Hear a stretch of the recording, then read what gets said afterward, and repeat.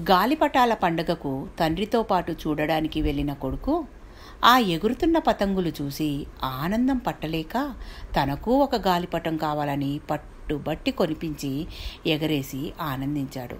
అది పైకి ఎగురుతుంటే అబ్బాయి ఉబ్బి తబ్బిబ్బు అయ్యాడు.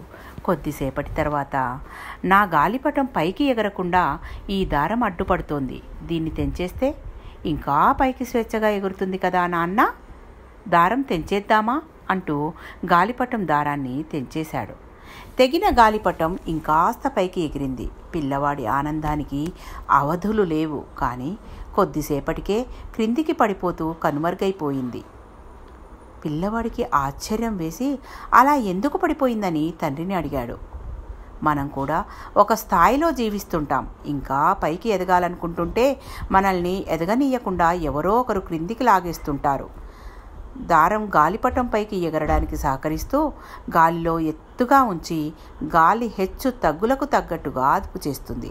దారాన్ని తెంచేస్తే అంతవరకు దారం అందించిన ఆధారం పోయి పడిపోతుంది. కొడుకుకి విషయం అర్థమైంది.